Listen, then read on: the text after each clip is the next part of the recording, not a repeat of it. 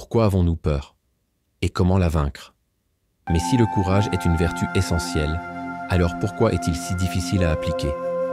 Pourquoi ressentons-nous cette peur qui nous paralyse au moment d'agir? La réponse est simple. Notre cerveau est programmé pour la survie, pas pour le courage. Depuis la nuit des temps, la peur nous a protégés des dangers. Elle nous disait « Ne va pas là-bas, il y a des prédateurs. Ne fais pas ça, tu risques d'être rejeté. » Mais aujourd'hui, nos plus grandes peurs ne viennent pas des tigres ou des guerres. Elles viennent de notre esprit. Exemple 1, la peur du regard des autres. Pourquoi avons-nous peur d'échouer publiquement? Parce que notre cerveau croit que le rejet social est une condamnation à mort. Pourtant, personne ne meurt de la honte. Exemple 2, la peur du changement. Pourquoi restons-nous coincés dans des situations qui nous rendent malheureux? Parce que notre esprit préfère l'inconfort familier à l'inconnu risqué. Mais les stoïciens ont trouvé une solution pour surpasser ces peurs. Le secret des stoïciens, détruire la peur par la logique. Sénèque disait « Nous souffrons plus dans notre imagination que dans la réalité. La peur est souvent une illusion, un monstre qui n'existe que dans notre tête. » Prenons un exemple concret. Imaginez que vous devez parler en public demain.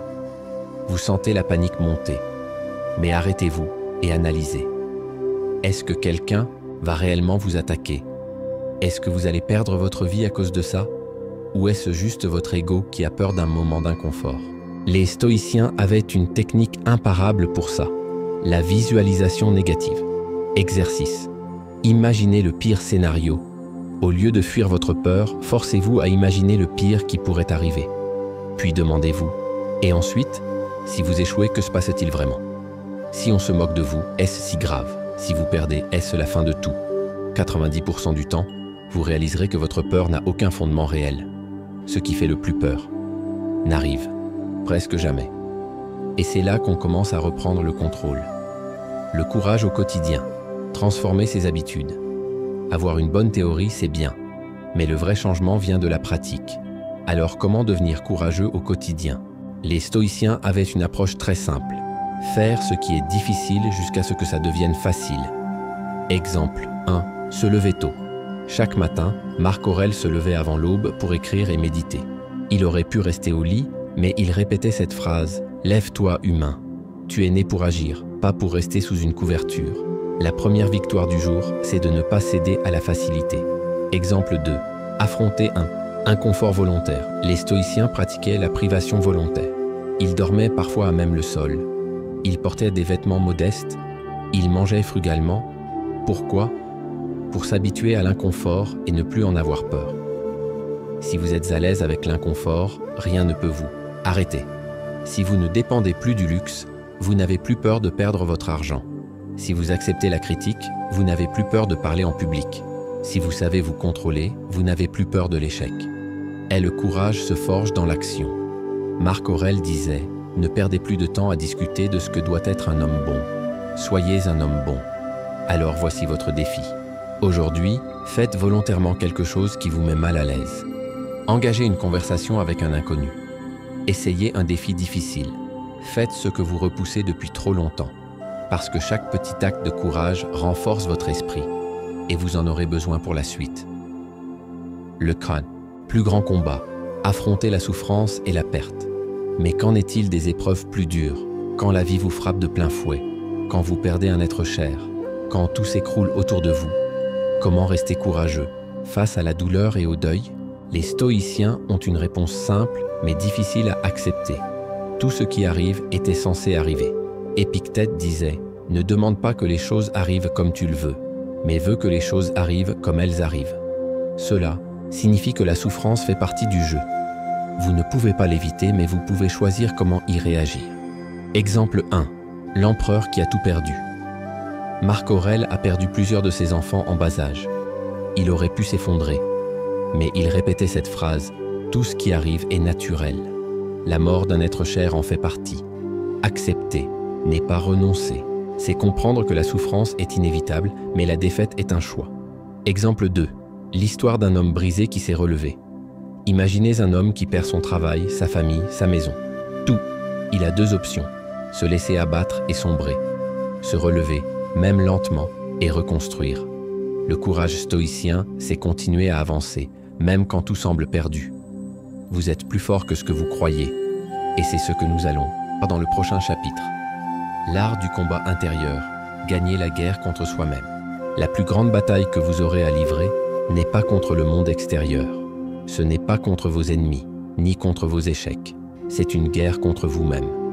Sénèque disait « Un homme qui triomphe de lui-même est plus puissant qu'un roi qui conquiert un empire. » Nous sommes tous nos pires ennemis. Nous avons tous cette voix intérieure qui nous murmure « Ce n'est pas le bon moment. Tu n'es pas assez bon. Et si tu échoues, que vont penser les autres ?» C'est ce dialogue interne qu'il faut vaincre. Le combat contre la procrastination. L'ennemi invisible, un des plus grands obstacles au courage, c'est la procrastination. Pourquoi faisons-nous ça? Parce que notre cerveau cherche le confort immédiat. Au lieu de faire du sport, on reste sur son téléphone. Au lieu d'affronter nos peurs, on repousse à demain. Au lieu de poursuivre nos rêves, on reste coincé dans la routine. Mais les stoïciens avaient une règle simple, agis maintenant. Pas demain, pas plus tard, maintenant. Marc Aurèle écrivait « Ne tergiverse plus, il ne te reste plus qu'un temps limité. Cesse de remettre à plus tard et accomplis ce pourquoi tu es né. » Exemple 1. L'homme qui a attendu toute sa vie. Imaginez un homme qui rêve d'écrire un livre. Il passe des années à dire « Je commencerai quand j'aurai du temps. Je vais attendre d'être inspiré. » Puis il vieillit et meurt sans jamais l'avoir écrit. La procrastination, c'est la mort lente de nos ambitions. Chaque jour que vous perdez à ne pas agir, c'est une partie de votre vie que vous gaspillez. Un jour ou jour 1, tu choisis. Défi stoïcien du jour. Faites aujourd'hui quelque chose que vous repoussez depuis longtemps. Envoyez ce message important. Lancez ce projet que vous repoussez. Faites cet effort que vous évitez, parce que l'action est la seule arme contre la peur et le doute. Faire face aux critiques et aux attaques du monde. Quand vous commencez à avancer, vous allez faire face à une nouvelle épreuve, le jugement des autres. Les critiques, les moqueries, les doutes extérieurs, la peur du regard des autres empêchent. Plus de rêve que l'échec lui-même. Épictète disait « Si tu veux progresser, prépare-toi à être ridiculisé. » Exemple 1. Le stoïcien qui n'écoutait personne. Cratès de Thèbes, un philosophe cynique et stoïcien, était autrefois un riche aristocrate. Un jour, il décide d'abandonner sa fortune et de vivre une vie simple. Les gens le regardaient comme un fou. Ils riaient de lui, se moquaient. Mais Cratès ne se souciait pas de leur opinion. Il disait « Celui qui dépend des autres pour savoir s'il est heureux sera esclave toute sa vie. » Exemple 2. L'histoire des 3 réactions face à la critique. Prenons 3 personnes qui reçoivent une critique sévère. La première s'effondre et abandonne. La deuxième se met en colère et cherche à prouver qu'elle a raison. La troisième écoute, analyse et décide si cela vaut la peine d'être pris en compte ou non. Les stoïciens nous apprennent à être cette troisième personne. Comment réagir aux critiques selon les stoïciens? Si la critique est fausse, ignore-la. Elle ne change pas qui vous êtes. Si elle est vraie, utilisez-la pour vous améliorer. Si elle vient d'un hater, rappelez-vous, personne qui réussit ne passe son temps à détruire les autres. La critique ne définit que celui qui la fait, pas celui qui la reçoit. Continuez votre route. Le bruit extérieur ne doit jamais vous détourner de votre mission. L'épreuve ultime. Faire face à la mort et trouver la paix. La peur ultime, c'est celle de la mort. Pourquoi? Parce qu'elle est inévitable. Mais les stoïciens avaient un rapport totalement différent avec elle. Sénèque disait « Ce n'est pas que la vie est trop courte, c'est que nous en gaspillons une grande partie. » Exemple 1. L'empereur qui se préparait à mourir chaque jour. Marc Aurèle, au sommet de son pouvoir, se rappelait chaque jour qu'il allait mourir. Mais au lieu d'en avoir peur, il utilisait cette pensée pour vivre pleinement chaque instant. C'est ce qu'on appelle le memento mori. Souviens-toi que tu vas mourir. Non pas pour être triste, mais pour comprendre que chaque seconde est précieuse. Exemple 2. Le guerrier qui ne craignait plus la mort. Un soldat stoïcien disait « Si je meurs au combat, c'est que c'était mon destin. Si je vis, c'est que mon heure n'est pas venue. » Dans tous les cas, pourquoi m'inquiéter? C'est cette mentalité qui donne une force inébranlable. Défi stoïcien du jour. Vivez aujourd'hui comme si c'était le dernier. Dites ce que vous avez toujours voulu dire. Faites ce qui compte vraiment.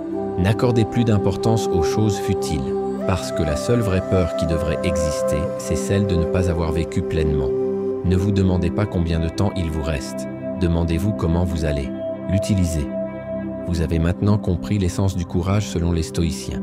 Mais comment appliquer ces principes concrètement dans notre monde moderne? Dans la prochaine vidéo, nous verrons des stratégies modernes pour intégrer ces idées dans votre quotidien. Abonnez-vous, car le meilleur reste à venir. Partagez cette vidéo avec ceux qui en ont besoin. Ensemble, devenons plus forts.